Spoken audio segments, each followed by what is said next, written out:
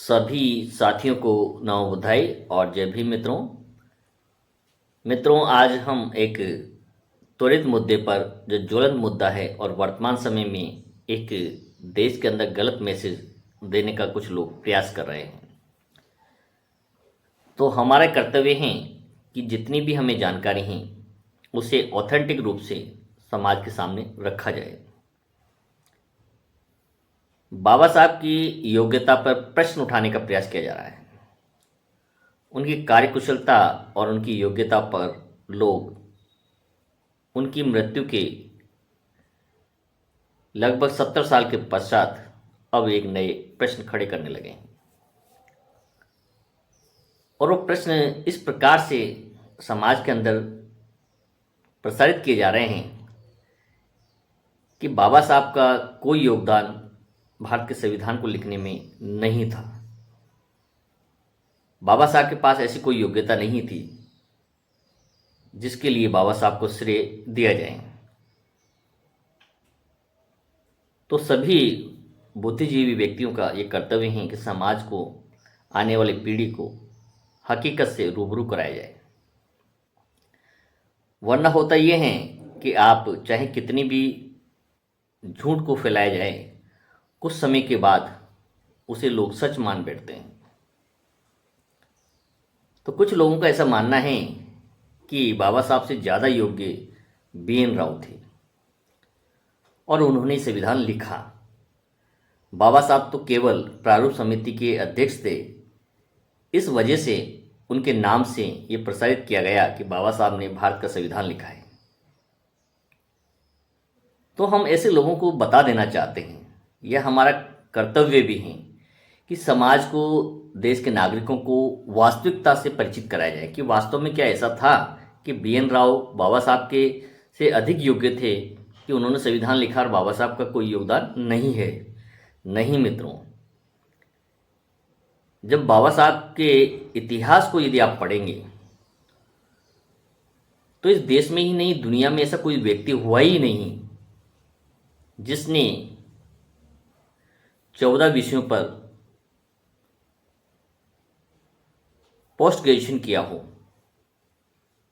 4 विषयों पर PhD की हो और London of the commerce university, Columbia university और तमाम दुनिया की, जिन्हें विश्व की टॉप यूनिवर्सिटी कहा जाता है, वहाँ से अध्ययन करके आए। और दुनिया की आज के समय में ऐसी कोई यूनिवर्सिटी नहीं है जहाँ पर बाबा साहब को नहीं पढ़ाया जाता हो, जहाँ पर बाबा साहब के लिखी हुई पुस्तकें या उनके जीवन पर बनाई गई पुस्तकें, लिखी जाने वाली पुस्तकें नहीं पढ़ाई जाती हों, चाहे CBSE कोर्स हों या RBSE हों, किसी भी भाषा में, कि कोई ऐसा स्टेट नहीं है जहाँ बाबा साहब को नहीं पढ़ाया जाता हो। आप इसकी तुलना यदि BN राव से करेंगे तो ऐसे प्रश्न खड़े करने वाले लोगों से हमें प्रश्न करना चाहिए कि क्या आप कोई ऐसा रेफरेंस दे सकते हैं जिससे साबित हो सकें कि BN राव की योग्यता बाबा साहब से अधिक थी? और क्या ऐसा कोई रेफरेंस है कि बाबा साहब का कोई योगदान नहीं है, BN राव को उसका श्रेय दिया जाना चाहिए या अन्य लोगों को दिया जाना चाहिए? तो अनावश्यक रूप से मूर्ख लोगों से बहस कर कर अपने स्तर को कम नहीं करना है।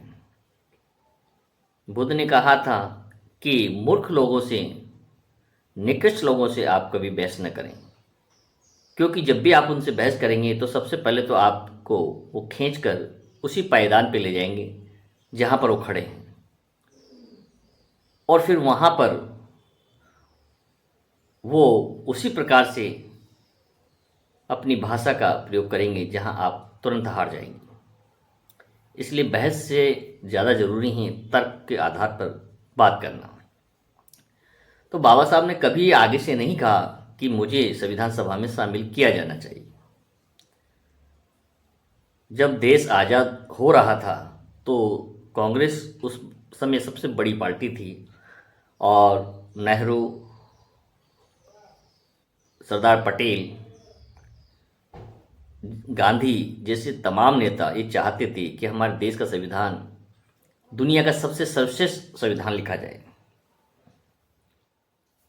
और उन्होंने अनेक प्रयास किए, विदेशियों से भी संपर्क किए, लेकिन कोई भी भारत के संविधान को लिखने को तैयार नहीं हुए।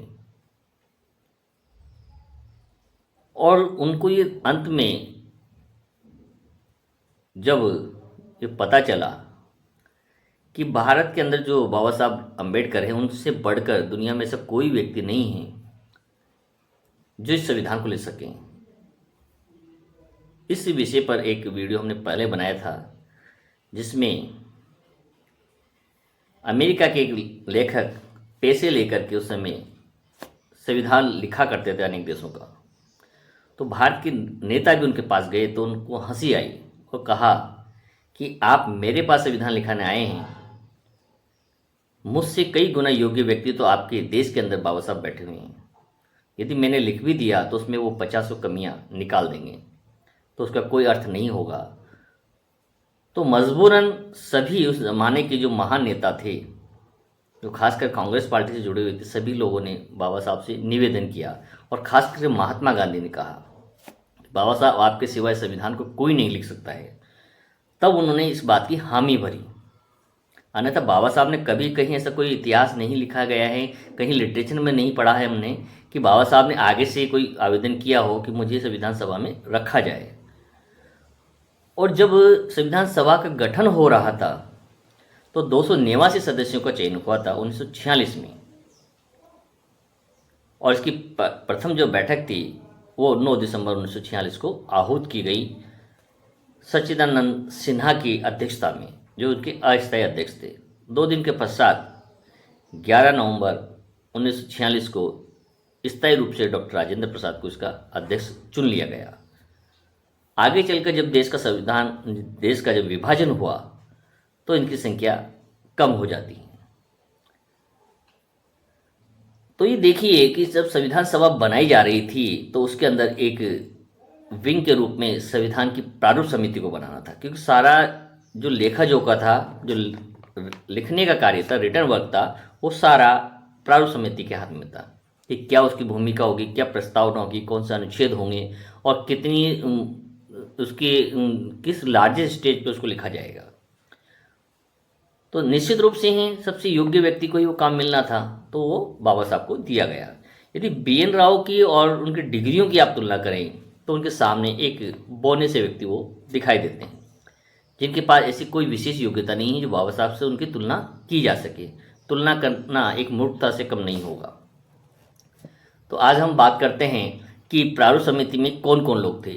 डॉक्टर भीमराव अंबेडकर को उनका अध्यक्ष बनाया गया था। N गोपाल स्वामी अयंकर दूसरे नंबर के थे। KM मुंशी थे। अलादीन कृष्णा स्वामी अय्यर थे। सैयद मोहम्मद सादुल्ला थे।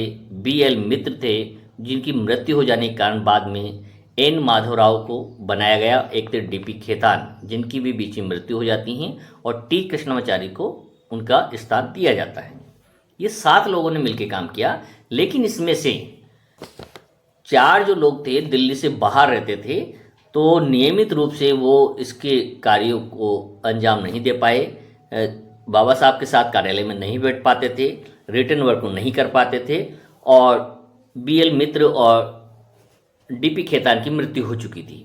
उनके बाद जिन लोगों को चुना गया वो किसी भी प्रकार से इस योग्य नहीं थे कि वो इस काम को कर सके, क्योंकि उनकी मृत्यु होने के बाद वो पद रिक्त हो गया था, इसलिए पद भरा गया।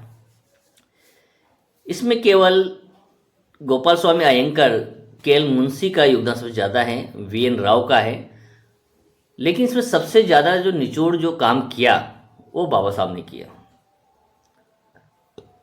इसलिए हम ये 100% जान लें कि बाबा साहब से बढ़कर इस देश में उस समय कोई ऐसा व्यक्ति नहीं था जो उनके सवालों का जवाब दे सके। बाबा साहब ने जितनी भी प्रस्ताव संसद के अंदर रखे, प्रत्येक प्रस्ताव को, विधेयक को मान्यता मिली, एक भी विधेयक रद्द नहीं हुआ। ये बाबा साहब की योग्यता को बताता है। और बाबा साहब जब तर्क करते थे, कोई भी व्यक्ति पूरी संसद के अंदर उनसे नहीं जीत पाया, उनसे कोई तर्क नहीं करता था।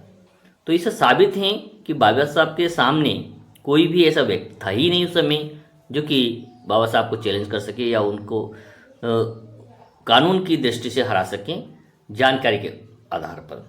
तो बाबा साहब को जितना समझा जाए, जितना पढ़ा जाए, अपने बच्चों को समझाया जाए, तो ये जो भ्रम फैलाया जा रहा है इस पर कहीं ना कहीं रोक लग सकती है। हमें सबसे पहले उन लोगों से जो भी प्रकार के सोशल मीडिया पे कहीं बात करते हैं उनसे सीधा प्रश्न करें कि आप BN राव की डिग्रियां बताएं, उन्हें किस विश्वविद्यालय से डिग्री प्राप्त की ये बताएं, उन्हें किस विश्वविद्यालय में पढ़ाया जाता है ये बताएं, उनके द्वारा लिटरेचर लिखा गया उसमें कोई 2 पुस्तक का नाम आप बताएं। तो निश्चित रूप से जो गलत भ्रम यदि फैलाते हैं तो उन्हें हताशा होगी, यदि चुप रहते हैं तो निश्चित रूप से एक झूठ चलते चलते एक दिन सत्य साबित हो जाएगा और उसके लिए दोषी हम होंगे। इसलिए जिस व्यक्ति ने बाबा साहब को नहीं पढ़ा है उसे पढ़ना चाहिए, उसके बाद ही बाबा साहब पे प्रश्न उठाने चाहिए। बाबा साहब ने कभी भी किसी भी राजनेता पर कभी भी कोई टिप्पणी, नकारात्मक टिप्पणी नहीं की। कभी भी बाबा साहब ने किसी भी धर्म के खिलाफ कोई शब्दों का अपमानजनक शब्दों का प्रयोग नहीं किया। बाबा साहब किसी भी व्यक्ति की राजनीतिक रूप से विदुषता जरूर थी, लेकिन व्यक्तिगत रूप से किसी भी व्यक्ति का उन्होंने विरोध नहीं किया, अपमानित नहीं किया। तो बाबा साहब वो एक मानवता के प्रतीक हैं जिसमें सहनशाह, सहिष्णुता, भाईचारा कूट कूट के भरा था। और बाबा साहब के कारण ही पूरी दुनिया में यदि भारत को जाना जाता है तो उसके कारण ही कोलंबिया यूनिवर्सिटी ने उन्हें सिंबल ऑफ द नॉलेज दिया का खिताब दिया है। कोलंबिया यूनिवर्सिटी में वहाँ बाबा साहब की प्रतिमा आज भी लगी हैं मुख्य द्वार पर। यह भारत के लिए बड़े गर्व की बात है कि आप बता सकते हैं। उन लोगों से प्रश्न है कि BN राव का स्टेचू कहीं दूसरे देशों में लगा है क्या? कहीं बाबा साहब के बराबर उन्हें कहीं पढ़ाया जाता है? नहीं पढ़ाया जाता। लेकिन एक विदुषता, एक मानसिक कुंठा के कारण इस प्रकार के विचारों को फैलाया जाता है और उसे सत्य साबित करने का प्रयास किया जाता है, जिसका हम पूर्णतः विरोध करते हैं। और इस प्रकार के भ्रम को फैलाने वालों पर हमें किसी प्रकार ध्यान नहीं देना चाहिए और सरकार को उचित जो तथ्य हों उसे बाहर लाना चाहिए। क्योंकि बाबा साहब के जीवनी पर केंद्रीय मानव संसाधन विभाग के द्वारा संपूर्ण वाङ्मय नाम से एक पुस्तक निकाली जाती हैं जिनके अभी तक 40 वॉल्यूम आ चुके हैं। यदि आपको सच्चाई पढ़नी है तो सेंट्रल गवर्नमेंट के द्वारा जो प्रिंटेड चीज़ें हैं वाङ्मय उसे पढ़ना चाहिए। और उसके आप जितने भी वॉल्यूम पढ़ेंगे, मैं आपको वॉल्यूम नंबर 6, 7, 11 और 20, 21 आपको सेलेक्ट करूँगा। इन 4-5 वॉल्यूम को यदि आप पढ़ लेंगे तो आपकी जो सोच का दायरा बहुत अधिक विस्तृत हो जाएगा। तो बाबा साहब पे प्रश्न न उठाएं, बल्कि बाबा साहब को पढ़े, समझे और तुलनात्मक रूप से देखें कि जो लोग इस पर प्रश्न कर रहे हैं क्या वो सही हैं, और यदि आप सही मानते हैं या गलत मानते हैं तो उस पर अपनी विचार अवश्य लिखें। तो आपको हमारा वीडियो किस प्रकार का लगा निश्चित रूप से लिखकर कमेंट करके अवश्य बताएं। क्या बाबा साहब का योगदान है या नहीं है भारत के संविधान में? क्या बाबा साहब के बगैर ये भारत का इस तरह का विशाल विस्तृत विश्व का सबसे प्रमुख संविधान लिखा जा सकता था या संभव था? क्या बाबा साहब की योग्यता के समकक्ष कोई पूरी संविधान सभा में कोई ऐसा व्यक्ति था जो योग्यता की दृष्टि से, तर्क की दृष्टि से उनके आसपास भी कहीं नजर आता हो? यदि आपको दिखाई देता हो तो आप अवश्य कमेंट करें। और आप यदि मानते हैं कि बाबा साहब ही इसके वास्तविक उत्तराधिकारी हैं, निर्माता हैं, इसीलिए भारत के युग पुरुष उन्हें कहा जाता है, तो कमेंट बॉक्स में अपना जवाब अवश्य लिखें। सभी को साधुवाद, नमो बुद्धाय।